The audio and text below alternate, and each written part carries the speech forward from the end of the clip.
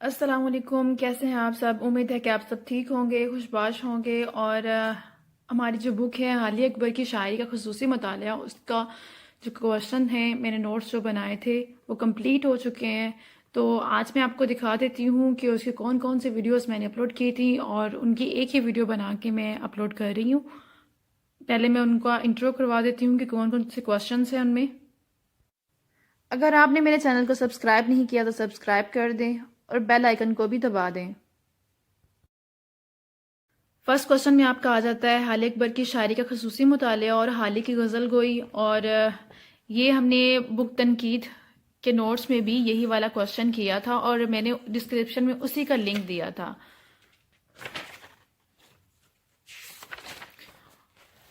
اس کے بعد آ جاتا ہے مولانا حالی کی نظم نگاری انجمن پنجاب کے حوالے سے، یہ اس کا سیکنڈ کوشچن ہے۔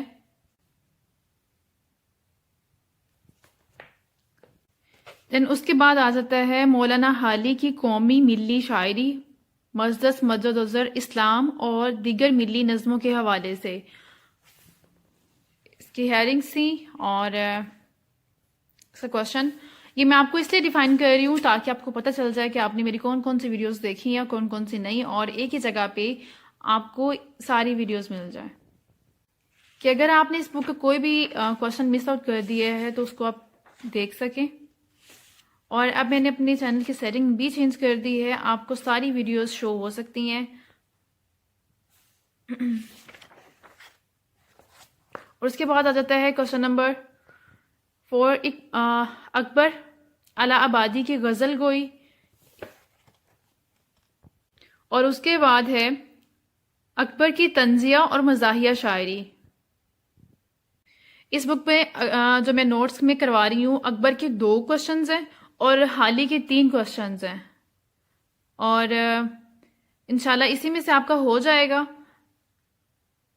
کیونکہ اس میں آپ کی بہت زیادہ چوائس بھی ہوتی ہے۔ دوسرا، اس میں پوئٹری کا بھی حصہ آنا ہے، ابھی وسیع ہو جاتا ہے۔ اب مولانا الطاف حسین حالی جو عمرانی نقاد ہیں، ان کی حالات زندگی پڑھتے ہیں۔ مولانا الطاف حسین حالی بطور عمرانی نقاد حالات زندگی۔ مولانا الطاف حسین حالی 1837 کو پانی پت میں دلی میں پیدا ہوئے۔ مغل عہد کے زمانے میں حالی نے خاندان کو اعلیٰ مقام حاصل تھا۔ حالی 8 برس کے تھے جب ان کے والدین کا سایہ ان کے سر سے اٹھ گیا۔ والدین کی وفات کے بعد ان کی پرورش ان کے بڑے بھائی نے کی۔ حالی نے پہلے قرآن مجید حفظ کیا اور پھر فارسی کی تعلیم سید جعفری سے حاصل کی۔ نواب کی صحبت نے مولانا حالی کی شاعری کو چمکا دیا یا چمک اٹھی۔ تقریباً 8 سال تک مستفید رہے، پھر دلی آ کر غالب کی شاعری اختیار کی۔ آزاد کے ساتھ مل کر شاعری بھی کرتے رہے۔ 1904 میں انگریزی حکومت نے آپ کو شمس العلماء کا خطاب دیا اور بالآخر 31 دسمبر 1916 کو پانی پت میں وفات پائی۔ اور حالی کی مشہور تصانیف، یہ حالی کی تصانیف یہ آپ الگ سے ہیڈنگ دیں گے۔ اس کے بعد حالی کی چند اہم تصانیف درج ذیل ہے: مجلس حالی، یادگار حالی، یادگار غالب، حیات جاوید، حیات سعدی، مجلس نساء، شکوہ ہند۔ باحثیت شاعر مولانا حالی کو شاعری میں بلند مقام حاصل ہے۔ انہوں نے اردو کی سب سے طویل نظم مجلس حالی لکھی۔ اس کے علاوہ فطرتی شاعری کرنے والے یہ پہلے شاعر تھے۔ ان کا اصل میدان نظم تھا، اگرچہ انہوں نے مثنویاں بھی لکھیں۔ ان کی شاعری کا سب سے بڑا مقصد مسلمانوں کو ان کے اصل کے ساتھ جوڑنا تھا، ان کو اسلام دین کی طرف راغب کرنا تھا اور روشن مستقبل کی طرف گامزن کرنا تھا۔ تنقید نگاری: حالی اردو تنقید کے بانی شمار ہوتے ہیں۔ انہوں نے مقدمہ شعر و شاعری لکھی جس نے اردو شاعری کی دنیا میں ہلچل مچا دی۔ یہ کتاب اب تک اردو میں پہلا اور آخری تنقیدی کارنامہ ہے۔ اس میں شاعری کے اصولوں پر بحث کی گئی ہے اور اردو شاعری کے مختلف اصناف پر نظر ڈال کر ان کی اصلاح کی کوشش کی گئی ہے۔ اب آ جاتا ہے حالی کا اسلوب نگارش۔ مولانا حالی سر سید کے داستانی فکر سے تعلق رکھتے ہیں۔ ان کے اسلوب پر سر سید کا گہرا اثر ہے۔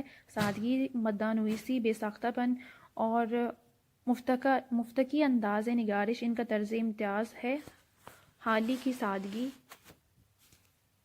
صرف الفاظ کی سادگی نہیں ہے بلکہ ان کے خیالات میں بھی سادگی ہے۔ وہ پیچیدہ بات نہیں کرتے بلکہ بات کو اس طرح سے کرنے کی کوشش کرتے ہیں کہ بات قارئین کی سمجھ میں آسانی سے آ جائے۔ حالی کے اسلوب کی چند خصوصیات: تنوع مضامین، تنوع کا مطلب ہوتا ہے ورائٹی ہونا۔ حالی وہ پہلے فرد ہیں جنہوں نے اردو میں سائنسی، ادبی، تنقیدی اور شاعرانہ مواصلے میں بہت کامیابی سے پیش کیے۔ ان کی تحریروں میں حیرت انگیز تنوع پایا جاتا ہے اور ہر موضوع کا رنگ نظر آتا ہے۔ حسن تخیل: حالی کے نثر پاروں میں تخیل کی کارفرمائی موجود ہے جو ان کی تحریروں میں شاعرانہ دلکشی کا واحد سبب ہے۔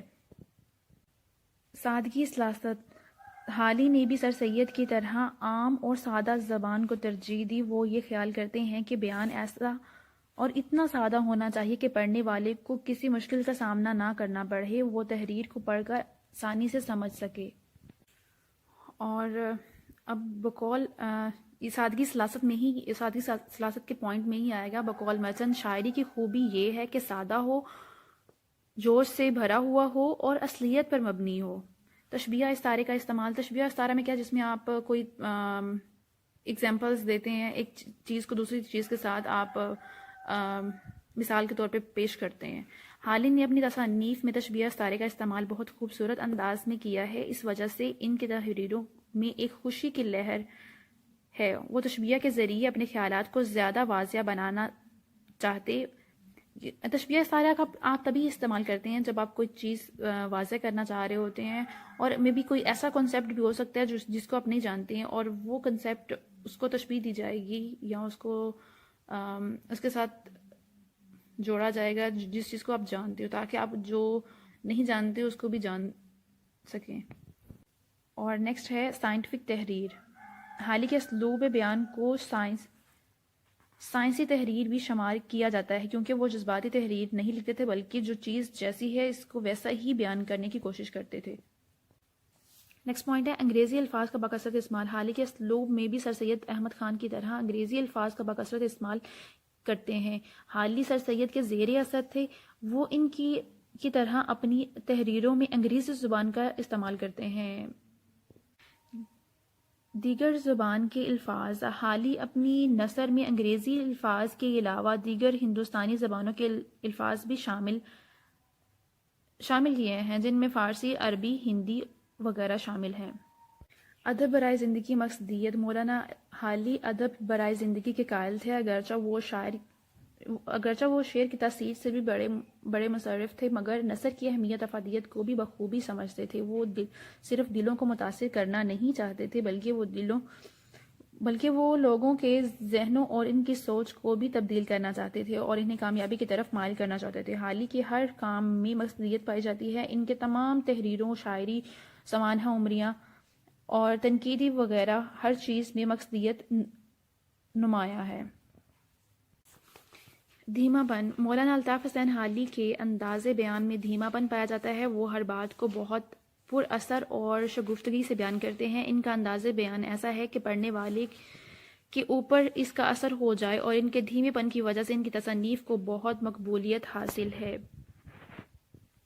مبالغہ سے پرہیز: مبالغہ ہوتا ہے جھوٹ بولنا، جو ان کی تصنیف میں بالکل نظر نہیں آتا۔ حالی کے نثر میں مبالغہ آرائی کا عناصر نہیں پایا جاتا۔ ان کا خیال ہے کہ مبالغہ شاعری کی چند ایک اصناف میں تو جائز ہو سکتا ہے، مگر نثر میں اس کی گنجائش نہیں۔ استدلالیت اور عقلیت: مولانا الطاف حسین حالی چنانچہ سر سید کی تحریک سے وابستہ تھے۔ اس تحریک کے لکھنے والوں کے نصب العین تھا کہ وہ بات ایسی نہ کی جائے جسے عقل تسلیم نہ کرے، اس لیے ہر ادیب نے تاکیل پسندی پر زور دیا۔ سر سید کی تمام تحریروں میں ان کی بنیادی صنف عقلیت پر ہے۔ حالی کی سوانح عمریوں میں بھی یہ صنف نہایت واضح ہے۔ حالی نے تاکیل پسندی کو ہمیشہ پیش نظر رکھا، اور بلکہ وہ اپنے ہم عصروں سے بھی آگے اور موضوع اور بیان کے اعتبار سے بھی عقلیت سے باہر نہیں آتے تھے۔ ان کی تحریروں میں استدلالیت اور عقلیت پائی جاتی ہے۔ بطور حالی بطور عمرانی نقاد: مولانا حالی نے اپنی ذات اور اپنے فن کو قوم کی امانت سمجھتے ہوئے قوم کے لیے وقف کر دیا۔ ڈاکٹر ضیاء الحسن اپنی کتاب اردو تنقید کا عمرانی داستان میں مولانا حالی کو پہلے باقاعدہ نقاد ہی نہیں بلکہ پہلے باقاعدہ عمرانی نقاد نائب کرتے ہیں۔ بقول نذیر شاہنواز، الطاف حسین حالی اردو کے پہلے باقاعدہ عمرانی نقاد ہیں جو ادب اور زندگی کے تعلق کو نہایت واضح طور پر محسوس کرتے ہیں، چنانچہ وہ شاعری کو سماجی زندگی کا تابع اور مادی و خارجی ماحول کا پابند خیال کرتے ہیں۔ انہوں نے سماجی زندگی اور خارجی ماحول کے لیے ہر جگہ سوسائٹی کا لفظ استعمال کیا ہے۔ مولانا حالی نے شاعری کے تاثیر کے حوالے سے جو مثالیں درج کی ہیں وہ اپنی نوعیت کے اعتبار سے سماجی اہمیت کی نمایاں کرتی ہیں۔ ان کا نقطہ نظریہ ہے کہ شعر کی تاثیر سے معاشرے اور ملک کے قوم کی ترقی کا کام لینا چاہیے۔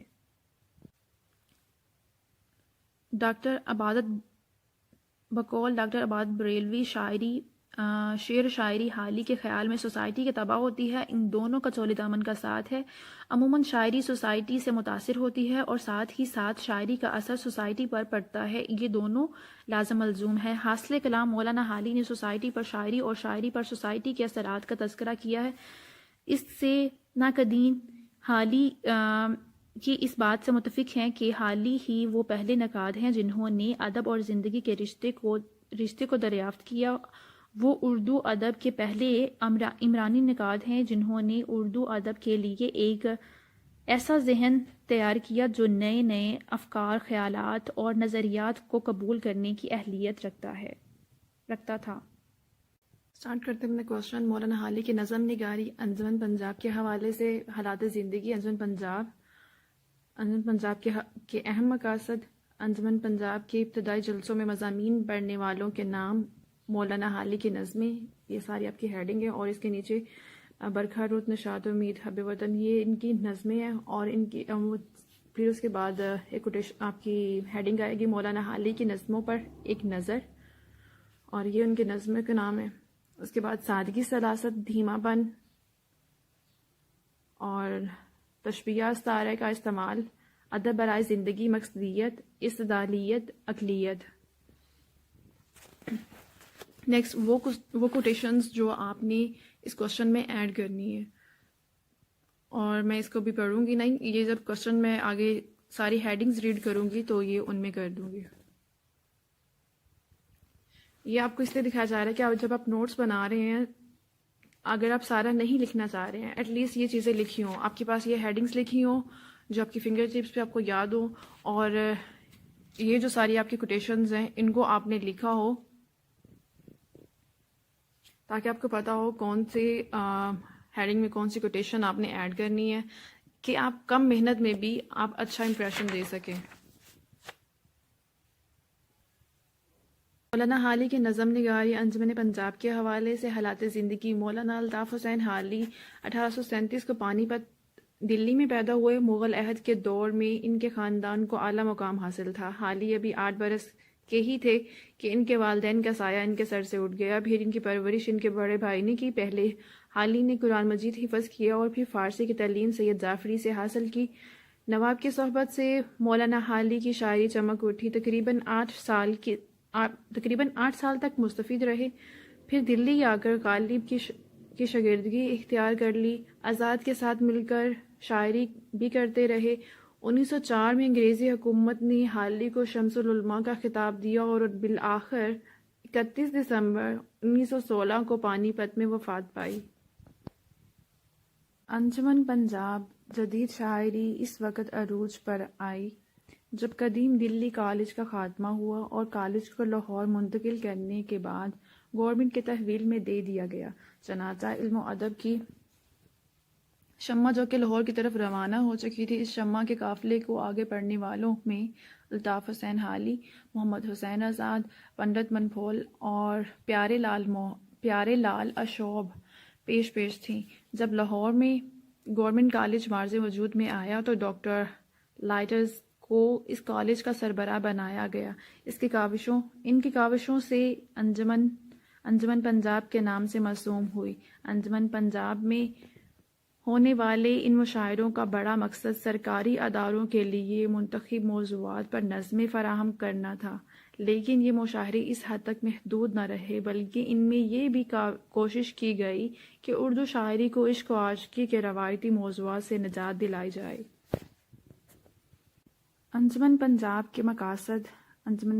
کے اہم مقاصد یہ ہیں کہ قدیم مشرقی علوم کا احیاء، دیسی زبانوں کے ذریعے عوام میں تعلیم کا فروغ، صنعت اور تجارت کی ترقی، علمی ادبی مسائل کا ادراک، معاشرتی اور سیاسی مسائل پر نظر۔ انجمن پنجاب کے ابتدائی جلسوں میں مضامین پڑھنے والوں کے نام اور ان لوگوں میں جن لوگوں نے مضامین پڑھے ان کے نام یہ ہیں: مولانا محمد حسین آزاد، پنڈت منبھول، مولوی عزیز الدین، ڈاکٹر لائٹس، پروفیسر علمدار حسین وغیرہ شامل ہیں۔ مولانا حالی کی نظمیں۔ حالی نے انجمن پنجاب کے زیر اہتمام منعقد ہونے والے 10 مشاعروں میں سے صرف 4 میں شرکت کی اور ان کی 4 نظمیں برکھا رود، نشاط امید، حب وطن، ناظر رحم و انصاف پڑھیں۔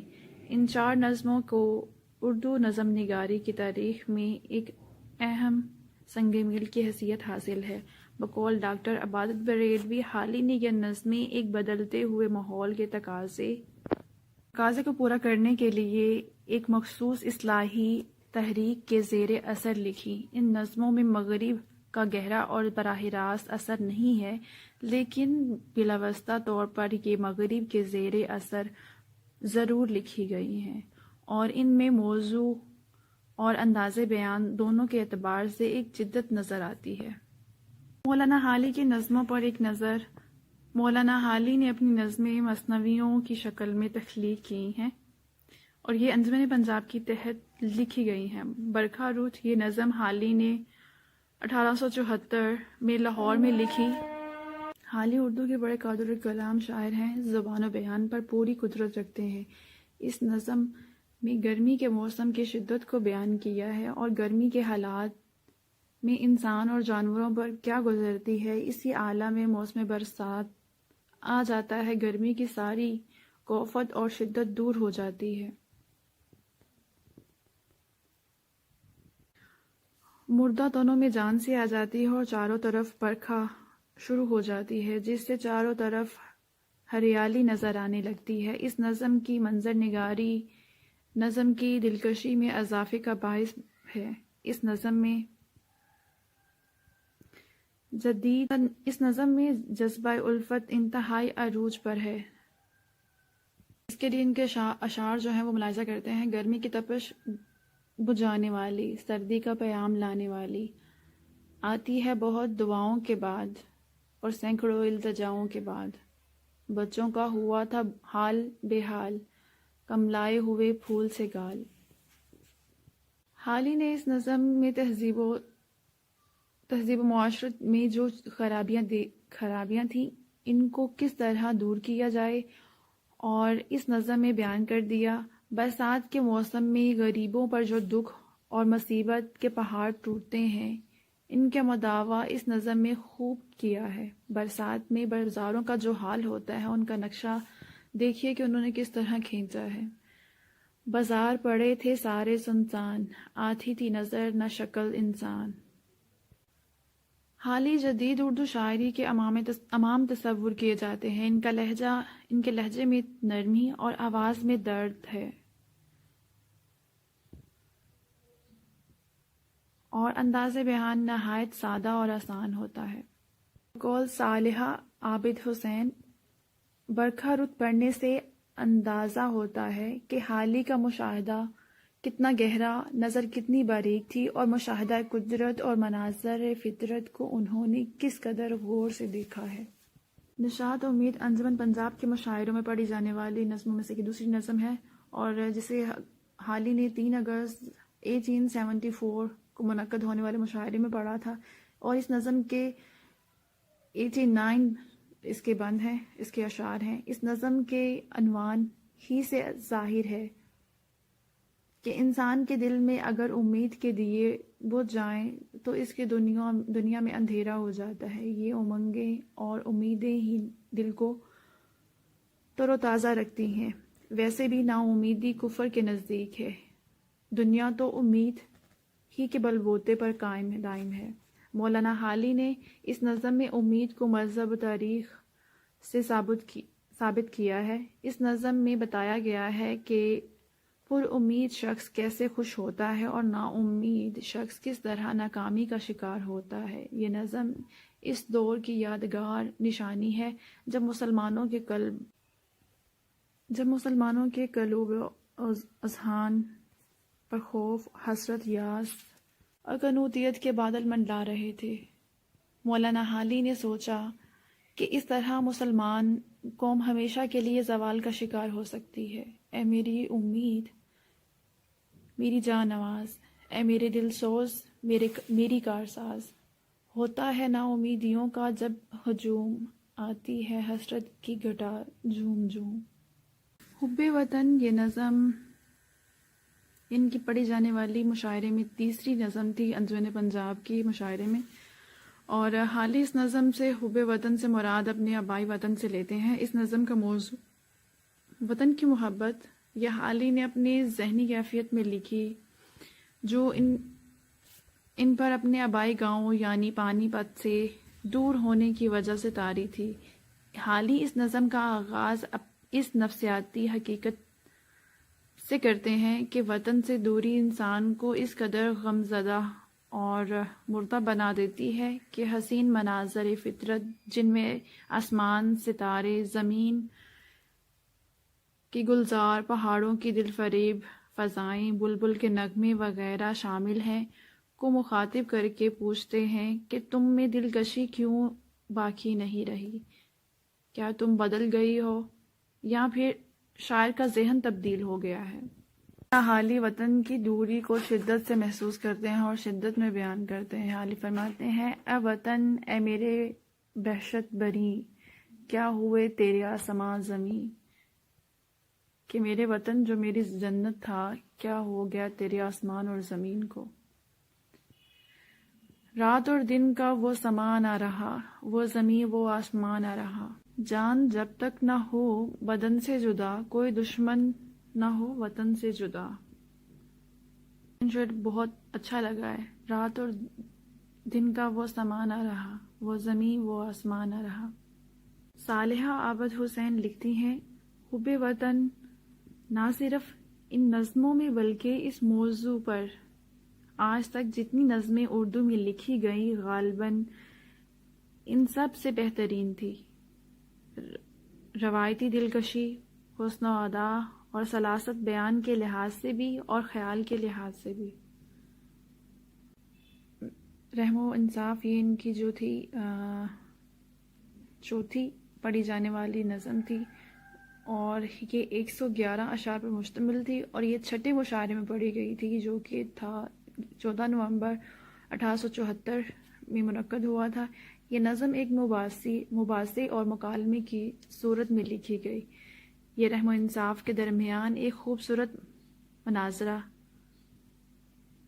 جس میں دونوں اپنے اپنے اوصاف بیان کرتے ہیں اور ایک دوسرے پر اپنی برتری فوقیت جتانے کی کوشش کرتے ہیں۔ رحم اپنی اہمیت پر نازا ہے تو انصاف اپنی لڑائی پر فخر کرتا ہے۔ دونوں کے درمیان ہونے والے اس مناظر کا فیصلہ آ کر عقل کرتی ہے اور انہیں اس حقیقت سے آشنا کرتی ہے کہ اپنی جگہ دونوں کی اہمیت جو ہے وہ مسلم ہے، دونوں آپس میں لازم ملزوم ہے۔ رحم کے بغیر انصاف بے معنی ہے اور انصاف کے بغیر رحم بے حیثیت ہے۔ رحم ادھر عدل سے کہتا ہے کہ تو ہے کیا چیز، اور ادھر رحم کو ہے عدل سمجھتا نا چیز۔ نظم کے آخر میں رحم اور انصاف ایک ہو جاتے ہیں۔ رحم اور عدل سے جب عقل نے تقریر کی اور دی ساتھ ہی حالی نے شہادت اس کی۔ یہ موضوع معاشرتی زندگی کے لیے نہایت اہم ہے اور اس نظم میں معاشرے کی اصلاح مقصود ہے۔ مولانا حالی نے ان کی اہمیت اجاگر کی ہے اور اردو ادب میں ایک انوکھی چیز کا اضافہ کیا ہے۔ اور باقی سارے جو پوائنٹس ہیں یہاں تک آپ کو ڈیفائن کر دیے گئے ہیں۔ آگے ہے سادگی، سلاست، دھیما پر تشبیہ استعارہ، اور یہ ساری جو چیزیں ہیں یہ ان کے نظم نگاری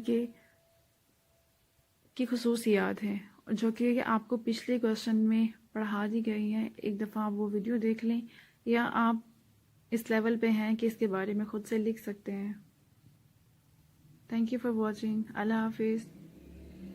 دیگر میلی نظموں کے حوالے سے، اور اس کے جو کی پوائنٹس ہیں ان کو دیکھتے ہیں. حالات زندگی، حالی کی تصانیف، حالی بحیثیت شاعر، قومی اور ملی شاعری، مد جزر اسلام، حالی کی قومی نظموں کا جائزہ، حب وطن، پھوٹ اور ایکے کا مناظرہ، مناجات بیوہ، شکوہ ہند، سادگی، سلاسہ، تشبیہ استعارے کا استعمال، ادب برائے زندگی، مقصدیت، انگریزی الفاظ کا استعمال، دیگر زبان کا استعمال.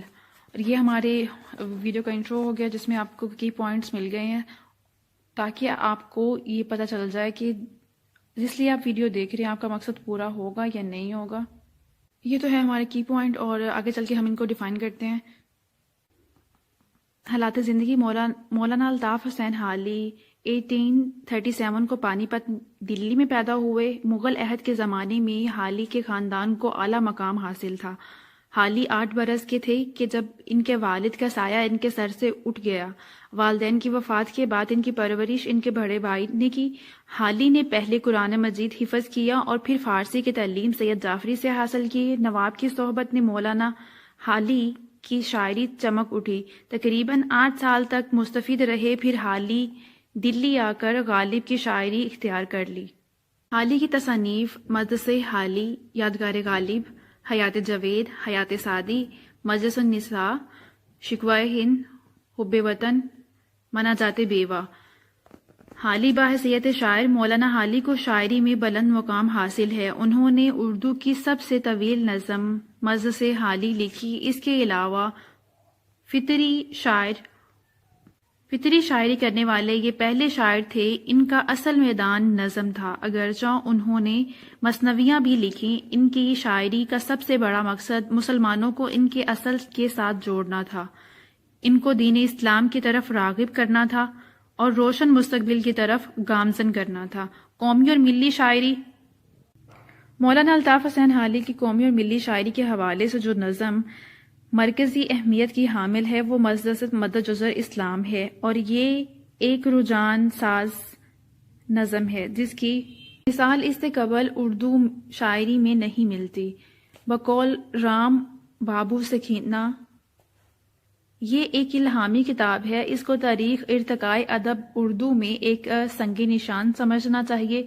یہ ایک ستارہ ہے جو اردو کے افق شاعری پر طلوع ہوا ہے. اس سے ہندوستان میں قومی اور وطنی نظموں کی بنیاد پڑی. حالی نے یہ کتاب سر سید کے کہنے پر لکھی. سر سید اس پر فخر کرتے تھے کہ انہوں نے یہ حالی سے یہ نظم لکھوائی، بلکہ وہ اپنے اس کام کو اعمال حسنہ میں شمار کرتے ہیں اور اپنے لیے باعث نجات سمجھتے ہیں. حالی کے نام ایک خط میں لکھتے ہیں: بے شک میں اس کا محرک ہوا اور اس کو میں اپنے ان اعمال حسنہ میں سمجھتا ہوں کہ خدا پوچھے گا تو کیا لایا ہے، میں کہوں گا کہ حالی سے مجلس لکھوا لایا ہوں اور کچھ نہیں. مجلس مد جزر اسلام، یہ نظم حالی نے 1886 میں لکھی. حالی نے جب یہ مجلس لکھی اس وقت مسلمانان ہند کی سیاسی، سماجی، اقتصادی حالت بہت خراب تھی. 1857 میں ناکام جنگ آزادی کے بعد انگریزوں نے اس کی ساری ذمہ داری مسلمانوں پر ڈال دی، اور پھر انہیں کچلنے کے بعد جن مظالم کا نشانہ بنایا وہ ہندوستان کی تاریخ کا ایک سیاہ باب ہے. اس کے بعد مسلمان مسلسل زوال کا شکار ہوئے، اور جب یہ مجلس لکھا گیا اس وقت وہ زوال کی انتہائی پستیوں کو چھو رہے تھے. مگر ستم یہ تھا کہ انہیں اپنی حالت کا ذرا احساس نہ تھا. زوال کے ان حالات میں سر سید نے قوم کی ڈگمگاتی کشتی کو سہارا دیا. اس کی اخلاقی اور معاشرتی اصلاح کے لیے تہذیب الاخلاق کا اجرا کیا اور تعلیمی میدان میں ترقی کے لیے علی گڑھ درسگاہ کی بنیاد ڈالی۔ حالی سر سید کے اصلاحی پروگرام میں ان کے شانہ بشانہ چلے، اپنی شاعری اور نثر دونوں میں اصلاحی کام کیا۔ اس سلسلے میں ان کا سب سے زیادہ اہم کام ہی نظم مدجزر اسلام ہے۔ مدجزر اسلام 294 بندوں 294 شعروں پر مشتمل ہے، جس میں حالی نے انتہائی دل سوزی کے ساتھ مسلمانوں کے عروج زوال کی داستان پیش کی ہے۔ نظم کے آغاز سے قبل حالی نے ایک ربائی لکھی ہے جس میں مسلمانوں کے زوال کی انتہا دکھائی ہے۔ اس میں حالی نے اسلام سے قبل عرب کی مذہبی، تہذیبی، سماجی اور اخلاقی حالت کا نقشہ کھینچا ہے۔ اس دور کے عرب باشندے خدائے واحد کی پرستش کرنے کی بجائے اصنام پرستی میں مشغول تھے۔ لوٹ مار، قتل و غارت، شراب نوشی وغیرہ ان کے پسندیدہ مشغلے تھے۔ اس نظم میں حالی نے مغربی اقوام کے عروج کے اسباب بیان کیے ہیں۔ وہ کہتے ہیں کہ اہل مغرب کی ترقی کا راز اس میں موجود ہے کہ وہ اسلام کے سنہری اصول جنہیں مسلمان ترک کر چکے ہیں انہوں نے اپنا لیے ہیں۔ نظم کے آخر میں حالی اصلاحی انداز اختیار کرتے ہوئے ہندوستان کے مسلمانوں کو جدید علم و فنون سیکھنے کی تلقین کرتے ہیں۔ مولوی عبدالحق نے اپنی کتاب افکار حالی میں مزس مدجزر اسلام کی روانی پر بحث کرتے ہوئے درست فرماتے ہیں کہ اس کی روانی حیرت انگیز ہے۔ یہ معلوم ہوتا ہے کہ دریا امڑ چلا آ رہا ہے، شروع سے آخر تک ایک عجیب تسلسل ہے جس کا اتار کہیں نہیں ٹوٹتا۔ حالی کے اس مزدس کی زبان سادہ، صاف اور سلیس ہے۔ اردو کے ساتھ ساتھ فارسی اور کہیں انگریزی کے الفاظ بھی ملتے ہیں، مگر بہت ہی کم، کہیں کہیں شاعرانہ وسائل کا استعمال بھی دکھائی دیتا ہے۔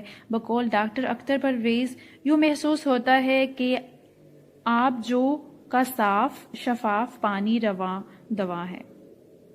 مجموعی اعتبار سے مزس مدجزر اسلام فکری اور فنی اعتبار سے اردو کی بہترین نظموں میں سے ایک ہے۔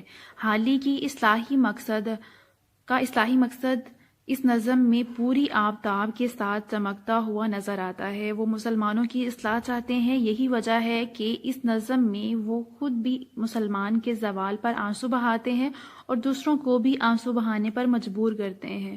پستی کا حد سے گزرنا دیکھیں، اسلام کا گر کر ابھرنا دیکھیں، مانے نہ کبھی کہ مد ہے ہر جزر کے بعد، دریا کے ہمارے جو اترنا دیکھیں۔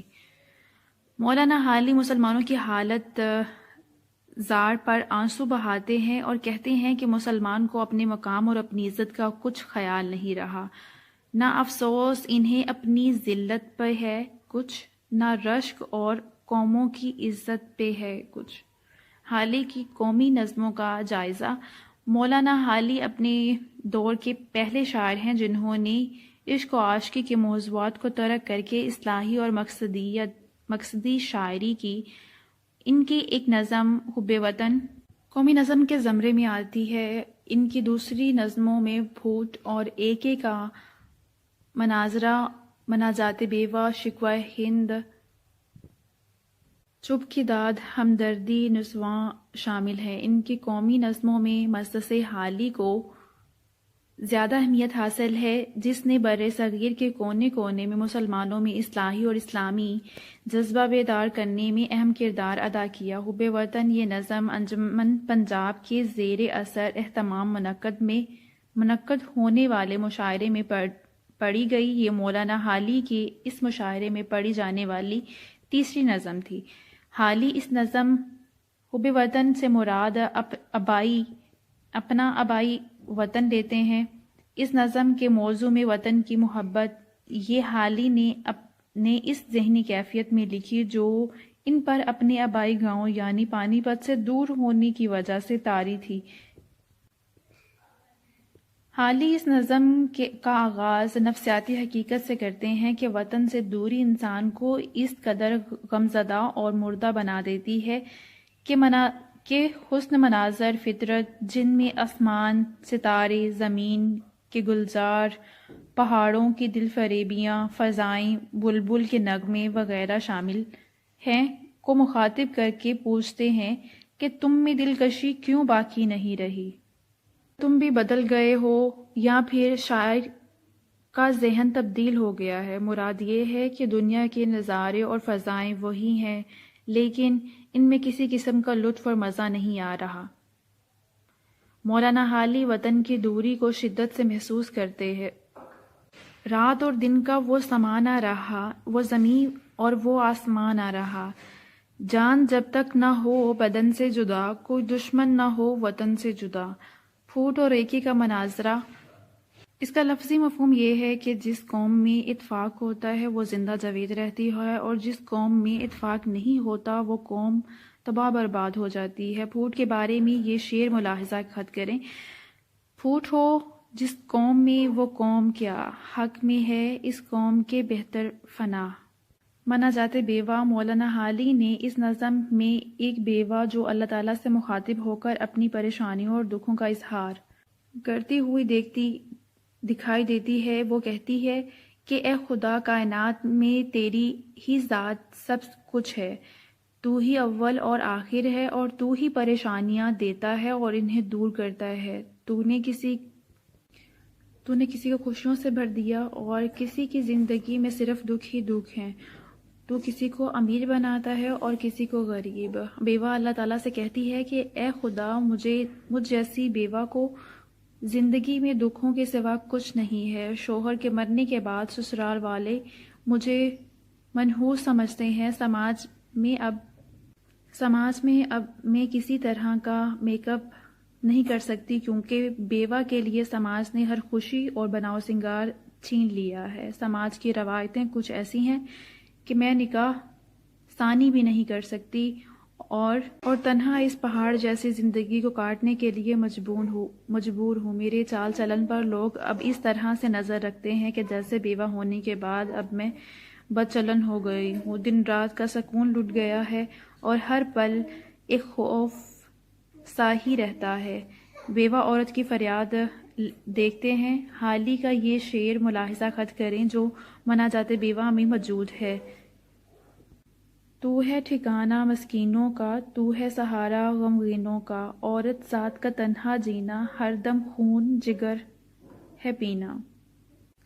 شکوہ ہند یہ نظم بھی مولانا حالی کی قومی نظموں میں شمار کی جاتی ہے۔ اس نظم میں شاعر نے مسلمانوں کی عملی، اخلاقی، ادبی اور سیاسی پستی کا رونا رویا ہے۔ اس نظم کا خلاصہ یہ ہے کہ مسلمان جب ہندوستان میں آئے تھے اس وقت ان میں غیرت، شرافت، اتحاد اور راست بازی جیسی خوبیاں موجود تھیں، مگر جب ہندوستان کے طبی اور جغرافیائی حالات نے آہستہ آہستہ ان کو اپنی گرفت میں لے لیا اور پھر وقت گزرنے کے ساتھ ساتھ مسلمانوں کے مزاج میں پائے جانے والی خصوصیات کی جگہ پر اور اخلاقی کروٹ نے لے لی، جب مسلمان طاقت کے نشے میں چور، عیش و عشرت اور بد عملی کا شکار ہو گئے تو اقدار ان کے ہاتھ سے جاتا رہا۔ اس طرح ذلت اور پستی ان کا مقدر بن گئی۔ اس سے پہلے بھی جو میں نے 3 کوشچن اپلوڈ کیے ہیں ان میں بھی یہ پوائنٹس تھے: سادگی، سلاست، تشبیہ، استعارے کا استعمال، ادب برائے زندگی، مقصدیت، انگریزی الفاظ کا استعمال اور دیگر زبان کا استعمال۔ اس کو میں ابھی ریڈ کروں گی، بٹ اگر یہی چیزیں آپ کی ہو جائیں گی دوسرے کوشچنز میں بھی آپ ایڈ کر سکتے ہیں کیونکہ یہ ان کی شاعری کی خصوصیات ہیں۔ کسی بھی کوشچن کو آپ لمبا کرنے کے لیے لاسٹ میں یہ چیزیں ایڈ کر سکتے ہیں۔ اور یہ تنقید میں بھی حالی کا کوشچن ہے، اس میں بھی یہ چیزیں آتی ہیں۔ سادگی، سلاست۔ حالی نے بھی سر سید کی طرح عام اور سادہ زبان کو ترجیح دی ہے۔ وہ یہ خیال کرتے ہیں کہ بیان ایسا اور اتنا سادہ ہونا چاہیے کہ پڑھنے والے کو کسی مشکل کا سامنا نہ کرنا پڑے، وہ تحریر کو پڑھ کر آسانی سے سمجھ سکے۔ سر سید کا انداز سادگی ضرورت سے زیادہ سادہ تھا۔ اس طرح بات معیار سے گرتی ہوئی معلوم ہوتی ہے۔ جس طرح بات کو بیان کرنے کا حق تھا وہ حق ادا نہیں ہوتا، لیکن حالی نے سادگی بھی اس طرح بیان کی کہ الفاظ کا معیار برقرار رکھا اور ہر بات کو سادہ، عام فہم انداز میں بیان کیا اور مشکل الفاظ سے پرہیز کیا۔ بقول ملٹن، شعر کی خوبی یہ ہے کہ سادہ ہو، جوش سے بھرا ہوا ہو اور اصلیت پر مبنی ہو۔ تشبیہ ستارے کا استعمال حالی نے اپنی تصانیف میں تشبیہ ستارے کا استعمال بہت خوبصورت انداز میں کیا ہے۔ اس وجہ سے ان کی تحریروں میں ایک خوشی کی سی لہر ہے۔ وہ تشبیہ کے ذریعے اپنے خیالات کو زیادہ واضح بنانا چاہتے ہیں۔ وہ استعارے کے ساتھ تشبیہ کو ترجیح دیتے ہیں۔ انگریزی الفاظ کا بکثرت استعمال حالی کے اسلوب میں بھی سر سید احمد خان کی طرح انگریزی الفاظ کا بکثرت استعمال کرتے ہیں۔ حالی سر سید کے زیر اثر تھے۔ وہ ان کی طرح اپنی تحریروں میں انگریزی زبان کا استعمال کرتے کیونکہ اس وقت انگریزی زبان رائج تھی۔ اس چیز کو مد نظر رکھتے ہوئے انہوں نے انگریزی زبان کو بکثرت استعمال کیا۔ دیگر زبان کے الفاظ حالی نے اپنی نثر میں انگریزی الفاظ کے علاوہ دیگر ہندوستانی زبانوں کے الفاظ بھی شامل کیے، جن میں فارسی، عربی، ہندی وغیرہ شامل ہیں۔ ادب برائے زندگی مقصدیت مولانا حالی ادب برائے زندگی کے قائل تھے، اگرچہ وہ شعر کی تاثیر کے بھی بڑے مصرف تھے، مگر نثر کی اہمیت افادیت کو بھی بخوبی سمجھتے تھے۔ وہ صرف دلوں کو متاثر کرنا نہیں چاہتے تھے بلکہ وہ لوگوں کے ذہنوں اور ان کے سوچ کو بھی تبدیل کرنا چاہتے تھے، انہیں کامیابی کی طرف مائل کرنا چاہتے تھے۔ حالی کے ہر کام میں مقصدیت پائی جاتی تھی۔ ان کے تمام تحریروں، شاعری، سوانح عمریوں اور تنقید وغیرہ ہر چیز میں مقصدیت نمایاں ہے۔ یہ مقصدیت انہوں نے سر سید کی قربت سے حاصل کی۔ یہ جو پوائنٹس ہیں وہ ہیں حالات زندگی، اکبر کی طنزیہ اور مزاحیہ شاعری، انگریزی تہذیب پر طنز، تبدیلیوں سے گریز اور فرار، مذہب سے دوری کی مذمت، سیاست اور سیاستدانوں پر طنز، مکالمے اور افراد کے لہجے سے مزاح، سر سید کے نظریات سے اختلافات۔ اگر آپ نے میرا چینل سبسکرائب نہیں کیا تو سبسکرائب کر دیں اور بیل آئیکن کو بھی دبا دیں تاکہ ہر آنے والی ویڈیو آپ تک پہنچ سکے۔ آئیے اب ہم اپنا کوشچن سٹارٹ کرتے ہیں۔ حالات زندگی۔ اکبر الہ آبادی کا اصل نام سید اکبر حسین رضوی تھا۔ 6 نومبر 1846 کو الہ آباد میں پیدا ہوئے۔ 1869 میں مختاری کا امتحان پاس کر کے نائب تحصیلدار ہوئے۔ 1870 میں ہائی کورٹ میں جگہ ملی۔ 1872 میں وکالت کا امتحان پاس کیا۔ 1880 تک وکالت کرتے رہے۔ 1898 میں خان بہادر کا خطاب ملا۔ جنگ آزادی ہند 1857 پہلی جنگ عظیم گاندھی کی امن تحریک کا ابتدائی حصہ دیکھا تھا۔ شاعری کی ابتدا میں حیدر علی آتش سے اصلاح لی، پھر اپنا الگ رنگ پیدا کیا۔ ان کی شہرت طنزیہ اور ظرافت امیز اشعار پر مبنی ہے۔ اکبر الہ آبادی اپنی شاعری کے بارے میں لکھتے ہیں، ان کی شاعری دلوں کا آئینہ دار ہے۔ اکبر الہ آبادی کی شاعری یا غزلیات کو 2 حصوں میں تقسیم کیا جا سکتا ہے، قدیم اور جدید۔ اکبر الہ آبادی کے صرف 2 امپورٹنٹ کوسچن ہیں جو اس میں ہیں۔ حالی کے آئی تھنک 4 سے 5 کوسچن ہیں، اور حالات زندگی کیونکہ پچھلے کوسچن میں نے کیا تھا اور وہاں سے میں نے بھی ریڈ کیا، اور میں آپ کو ڈسکرپشن میں اس کا لنک دے دوں گی۔ اکبر کی طنزیہ اور مزاحیہ شاعری۔ یہ درست ہے کہ اکبر الہ آبادی کا سنجیدہ کلام بھی مزاحیہ کلام سے کسی طرح کم نہیں، لیکن اس کی مقبولیت کی اصل وجہ ان کا طنزیہ مزاحیہ کلام ہے۔ وہ مسلح قسم کے شاعر تھے۔ اگر سنجیدہ شاعری میں اصلاحی مضامین کو شامل کیا جائے تو وہ شاعری بے لطف اور پھیکا بنا دیتی ہے۔ اسی وجہ سے انہوں نے وہ اصلاحی باتیں جب طنز مزاح کے روپ میں پیش کی تو نہ صرف یہ سننے والے اس سے بھڑک اٹھے بلکہ ان کی شاعری پر طنز مزاح کا لیبل لگ گیا، چنانچہ وہ ایک ظریف اور طنز مزاح شاعر کے طور پر مشہور ہوئے۔ رشید احمد صدیقی اکبر الہ آبادی کی ظرافت کو اس انداز میں سراہتے ہیں: اکبر نے اردو شاعری کے ساتھ جتنی بے تکلفی برتی ہے اس سے پہلے شاید ہی کسی نے برتی ہو۔ انہوں نے جو موضوع چاہا اختیار کر لیا، انہوں نے ہر بات ہر طریقے سے کی ہے، ثقافت کی زبان میں، عوام کی زبان میں، صوبوں کی زبان میں، صوفیوں کی زبان میں، اور سب سے بڑی بات یہ ہے کہ شخص کی زبان میں۔ جہاں تک کسی شخص کی زبان کا تعلق ہے، ہماری شاعری میں اس کے نمونے بہت ہی کم ملتے ہیں۔ اکبر کے طنز مزاح کا اصل مقصد قوم کی اصلاح تھا۔ وہ طنز مزاح کے ذریعے قوم کی دکھتی رگ پر ہاتھ دھرتے ہیں اور مسلمانوں میں پائی جانے والی برائیوں کی نشاندہی کرتے ہیں۔ اکبر کی طنزیہ اور مزاحیہ شاعری کے بنیادی عناصر درج ذیل ہیں: انگریزی تہذیب پر طنز۔ اکبر الہ آبادی کے عہد میں بر صغیر پاک و ہند پر انگریزوں کا راج تھا اور اہل ہند کی حیثیت ایک غلام کی سی تھی۔ کیونکہ محکوم قومیں ہمیشہ اپنے آقاؤں اور حاکموں کی تقلید کرتی ہیں، تو مسلمانوں نے بھی انگریزی تہذیب کو اپنانا شروع کر دیا تھا۔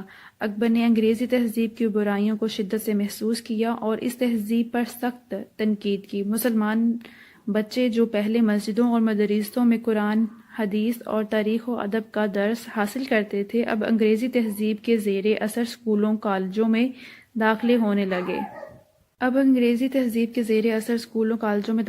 لگے۔ اس پر اکبر طنز کرتے ہوئے لکھتے ہیں: چھوڑ لٹریچر کو، اپنی سیڑھی کو بھول جا، شیخ مسجد سے تعلق ترک کر اسکول جا۔ انگریزی تعلیم کا مقصد صرف روزی کمانا تھا، اس میں اسلامی نظریہ حیات مقصود تھا۔ انگریزی تعلیم حاصل کرنے والے نوجوان ملازمت حاصل کرنے کے لیے جیبوں میں عرفیاں ڈالے دفتروں کی خاک چھانتے پھرتے ہیں۔ اکبر ان کی حالت زار پر افسوس کرتے پھرے اور بہت سے اشعار کہتے ہیں۔ اکبر انگریزی تہذیب کے تحت ہوٹلوں اور کلبوں میں عورتوں اور مردوں کے آزادانہ میل ملاپ پر طنز کرتے ہیں۔ اکبر مسلمانوں کے انداز ترقی پر بھی طنز کرتے ہیں اور کہتے ہیں: ترقی کی نئی راہیں جو زیر آسمان نکلیں، میاں مسجد سے نکلے اور حرم سے بیبیاں نکلیں۔ ترقی کی نئی راہیں جو زیر آسمان نکلیں، میاں مسجد سے نکلے اور حرم سے بیبیاں نکلیں۔ سے گریز اور فرار۔ اسلامی تہذیب جب انگریزی تہذیب سے متصادم ہوئی تو مسلمانوں میں نئی تبدیلیاں رونما ہونے لگیں۔ انگریزی تہذیب اختیار کرنے کے باعث جو تبدیلیاں پیدا ہوئیں، اکبر ان کے خلاف تھے۔ اکبر کا خیال ہے کہ جب قوم اپنی تہذیب کو ترک کر کے نئی تہذیب اختیار کرتی ہے، اختیار کی جانے والی تہذیب کے عقائد بھی کہ جو قوم جو ہے وہ کسی دوسری قوم کی تہذیب کو اپناتی ہے تو وہ اپنے عقائد کو بھول جاتی ہے۔ مسلمانوں نے انگریزی تہذیب اختیار کر کے خود کو اسلام سے وابستہ تو رکھا، لیکن ان کے عقائد اور ایمان میں تبدیلی آ گئی۔ اکبر کا خیال ہے کہ مسلمانوں میں انگریزی تہذیب کی برائیاں بھی شامل ہو گئی ہیں۔ سب سے بڑی تبدیلی جو اکبر کو کھٹکتی ہے وہ مدارسوں کی جگہ اسکول اور یونیورسٹیوں کا نظام ہے۔ کالج، اسکول، یونیورسٹی، قوم بیچاری اسی میں مر بیٹی۔ تعلیم نسواں کے حوالے سے اکبر کہتے ہیں کہ عورت کا مقام گھر ہے، وہ خاتون خانہ کے روپ میں بھی بھلے معلوم ہوتے ہیں۔ مذہب سے دوری کی مذمت۔ اکبر کے عہد میں مسلمان مذہب سے بہت دور ہو چکے تھے۔ مسلمان مذہب سے بہت دور ہو چکے تھے۔ ایک طرف ملا اور پیر لوگوں کو توہمات میں مبتلا کر رہے تھے اور دوسری طرف انگریزی تعلیم حاصل کرنے والے نوجوان مادیت اور دوہریت کا شکار ہوتے چلے جا رہے تھے۔ انگریزی طرز تعلیم میں مذہب کو کوئی اہمیت نہیں دی جاتی تھی۔ اکبر نے ان باتوں پر کڑکتے ہوئے بہت سے اشعار لکھے ہیں جن میں مسلمانوں میں پیدا ہونے والی برائیوں کی نشاندہی کی گئی ہے۔ اکبر کے نزدیک قوم کی تشکیل میں مذہب ایک لازمی عنصر کی حیثیت رکھتا ہے۔ کہتے ہیں: داڑھی رکھنا سنت صلی اللہ علیہ وسلم رسول صلی اللہ علیہ وسلم ہے، اور لیکن انگریزی تعلیم کے دلدار داڑھی منڈوانے پر زور دیتے ہیں۔ اکبر نے اسی بات پر طنز کرتے ہوئے کہا ہے: سنت نبوی ہے داڑھی رکھنا، مگر آج کا مسلمان اس سے خائف ہے۔ سیاست اور سیاستدانوں پر طنز۔ اکبر نے انگریز حکمرانوں، ان کی پالیسیوں، ہندو اور مسلم سیاستدانوں اور ان کے سیاسی نظریات پر زبردست تنقید کی ہے۔ مکالمے اور افراد کے لہجے میں مزاح۔ اکبر نے مکالماتی مزاح کے بھی اچھے نمونے پیش کیے ہیں، خصوصاً جہاں یورپی افراد کی اردو بول چال کا خاکہ اڑایا ہے، وہاں وہ مزاح پیدا کرنے میں بھی پوری طرح کامیاب ہوئے ہیں۔ سر سید کے نظریات سے اختلاف۔ سر سید مسلمانوں کے اس لحاظ سے بہت بڑے مسئلہ ہیں کہ انہوں نے وقت کی نبض پر ہاتھ رکھا اور 1857 کے بعد مسلمانوں کے حالت زار کے پیش نظر انہیں تعلیم کی طرف راغب کیا۔ پہلے اسکول کھلایا پہلے اسکول کھولا، پھر یہ اسکول کالج سے یونیورسٹی بن گیا۔ اکبر سر سید کے نظریات سے اختلاف رکھتے تھے۔ انہیں خوف تھا کہ مسلمان انگریزی تعلیم حاصل کرنے کے بعد مذہب اور اپنی مشرقی تہذیب سے دوری اختیار کر لیں گے۔ اکبر نے سر سید پر بھی طنز کرتے ہوئے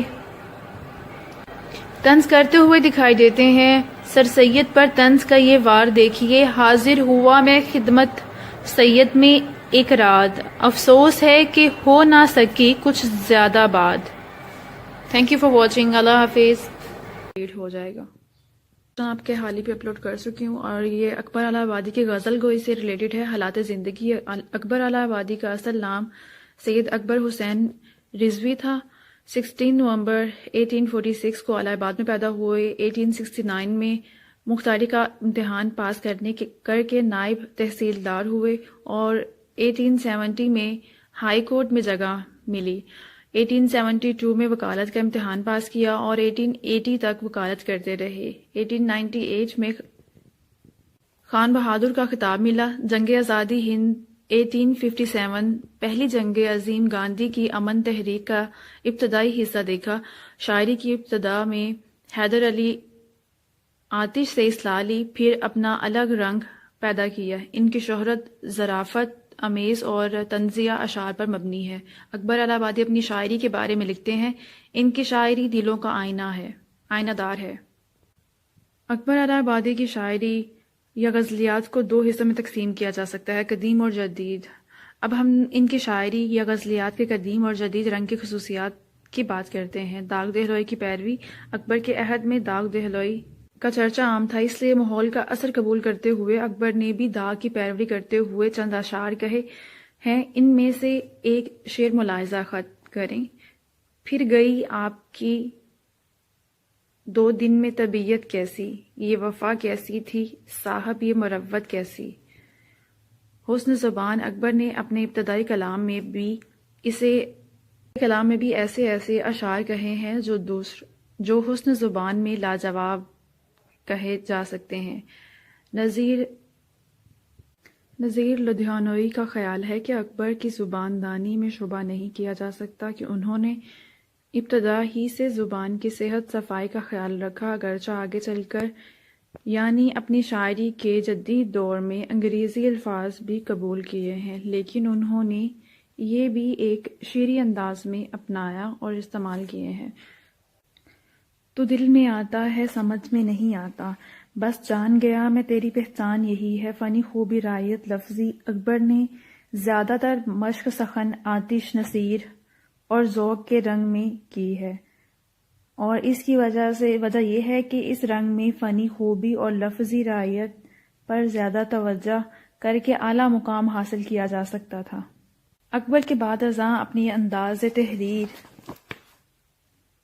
کو بدل لیا، مگر پھر بھی آخری وقت تک ضیاء لفظی اور حسن قوافی کو استعمال کرتے رہے۔ یہ غزل دیکھتے جو رعایت لفظی کے حسن، زبان کی صفائی اور انداز بیان کے انوکھے پن کی ایک مثال ہے۔ اس غزل کے چند اشعار ملاحظہ کریں: سمجھے وہی اس کو جو ہو دیوانہ کسی کا، اکبر یہ غزل میری ہے افسانہ کسی کا۔ اللہ نے دی ہے جو تمہیں چاند سی صورت، روشن بھی کرو جا کے سپا جانا کسی کا۔ غزلیات میں مختصر بحروں کا استعمال۔ اکبر نے طویل بحریں بھی بڑی خوبصورتی سے استعمال کی ہیں، مگر ان کی چھوٹی بحریں کی غزلوں کو خاص اہمیت حاصل ہے۔ اس کی وجہ یہ ہے کہ چھوٹی بحروں کا استعمال ہر کسی کے بس کی بات نہیں، اور تھوڑے الفاظ میں بڑی بات سمجھانا آسان نہیں ہے۔ یہ چند اشعار دیکھیں کہ کس طرح اکبر نے مختصر الفاظ میں اپنے خیالات کو بیان کیا ہے۔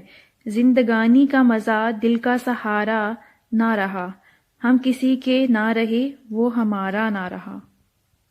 بدلتے ماحول کے اثرات۔ اکبر کی قدیم رنگ کی غزلوں میں اگرچہ پرانے مضامین کثرت سے ملتے ہیں، مگر کئی اشعار ایسے بھی نظر آتے ہیں جن میں بدلتے ماحول کے اثرات صاف دکھائی دیتے ہیں، اور یہی اثرات آگے چل کر ان کے پیغام کی بنیاد بنے، اور ان اشعار ہی اور ان اشعار نے ہی ان کو ایک اچھوتا اور ممتاز اور منفرد مقام عطا کیا۔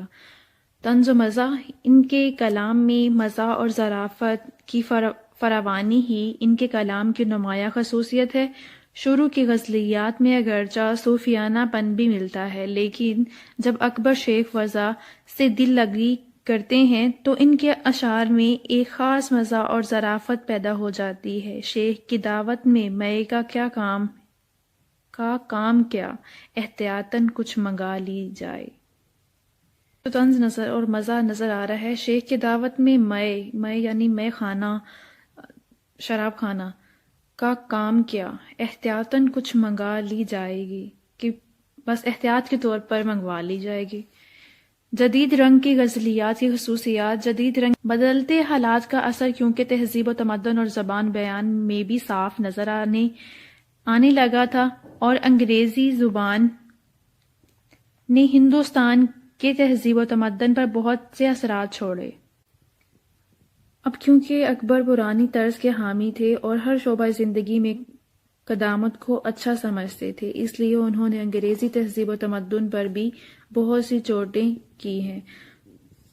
بے تکلفی اور شوخی، اکبر نے جو بے تکلفی اپنی شاعری میں برتی ہے وہ اس سے پہلے دیکھنے کو نہیں ملتی۔ وہ ہر شعبے کے ترجمان نظر آتے ہیں۔ اسی لیے بات حقیقت ہے کہ اکبر نے نئی روایت شروع کی اور خود ہی اس کو کمال تک پہنچایا۔ سنجیدگی، عام طور پر جو اکبر کی وجہ شہرت بنی وہ ان کی مزاحیہ شاعری ہے، اور اسی سے انہوں نے بہت نام بھی کمایا۔ لیکن جس قدر ان کے کلام میں مزاحیہ اشعار ملتے ہیں، وہیں ان کے ہاں ایسے سنجیدہ اشعار بھی پڑھنے میں آتے ہیں۔ لیکن جس قدر ان کے کلام میں مزاحیہ اشعار ملتے ہیں، وہیں ان کے ہاں ایسے سنجیدہ اشعار بھی پڑھنے میں آتے ہیں جو قاری کی توجہ پوری طرح اپنی طرف کر لیتے ہیں۔ ہندی الفاظ و محاورات کا استعمال، اکبر نے اپنے کلام میں وسعت اور رنگا رنگی پیدا کرنے کے لیے جہاں انگریزی زبان کا استعمال کیا ہے، وہیں ہندی محاورات کا بھی استعمال کیا ہے۔ نئے قوافی کا استعمال، قافیہ وغیرہ جو ہوتے ہیں، اور اکبر نے پرانے قوافی کے ساتھ ساتھ نئے قوافی بھی استعمال کیے ہیں، اور ایسے قوافی بھی استعمال کیے ہیں جن کو دوسروں نے استعمال کرنے سے گریز کیا۔ حاصل کلام، اکبر الہ آبادی کی شاعری کی ان خصوصیات کو سامنے رکھتے ہوئے یہ کہا جا سکتا ہے کہ ان کے ہاں نہ صرف حسن بیان، شوخی اور ظرافت پائی جاتی ہے، بلکہ ان کے کلام میں مقصدیت بھی دیکھنے کو ملتی ہے۔ اکبر الہ آبادی کے کلام کو قدیم جدید کا سنگم کہا جا سکتا ہے۔ Thank you for watching. اللہ حافظ۔ السلام علیکم، کیسے ہیں آپ سب؟ امید ہے کہ آپ سب ٹھیک ہوں گے، خوش باش ہوں گے، گھروں میں آباد ہوں گے۔ اور مجھے لگ رہا ہے آپ پیپرز کی ٹینشن جو ہے وہ بہت زیادہ لے رہے ہیں، اس لیے آپ نے جو کوشچن کیے ہوئے ہیں ان کی بھی آپ کو سمجھ نہیں آ رہی۔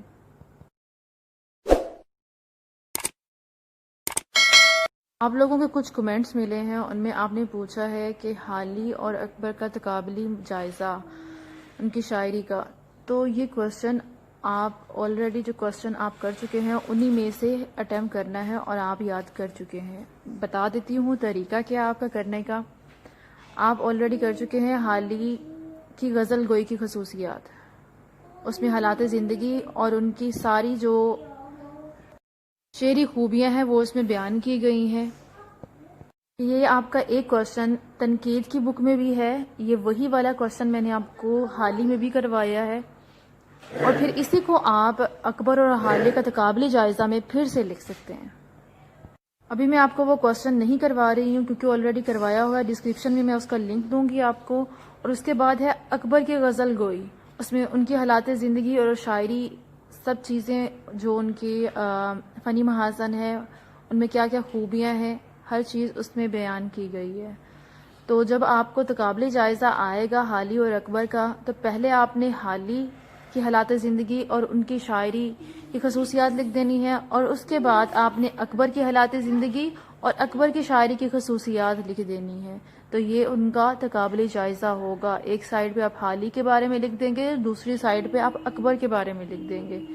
اس کے لیے آپ کو الگ سے محنت کرنے کی کوئی ضرورت نہیں ہے، بس یہ دیکھ لیجئے گا کہ ٹائم کے حساب سے اور کوشچن کے اٹمپٹ کرنے کے حساب سے کہ آپ کو اس کو کتنا کم مواد لکھنا ہے وہاں پہ، کیونکہ یہاں پہ آپ نے زیادہ لینتھی کیا ہوگا.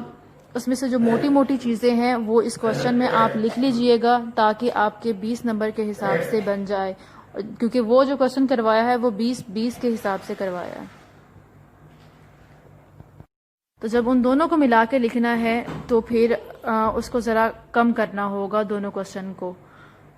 اور دونوں کوشچن کا لنک میں دے دوں گی آپ کو، اور ساتھ میں حالی اکبر کی پوری بک کی جو نوٹس ہیں وہ بھی آپ کو ڈسکرپشن میں مل جائیں گے. اپنا خیال رکھیے گا اور پریشان نہیں ہونا ہے، اسٹڈی پہ فوکس رکھیں، اپنا پڑھتے جائیں. اللہ تعالیٰ آپ سب کو کامیاب کرے، اور دعاؤں میں مجھے بھی یاد رکھیے گا، اور میری ہر ویڈیوز ضرور دیکھا کریں، لائک کیا کریں. اللہ حافظ.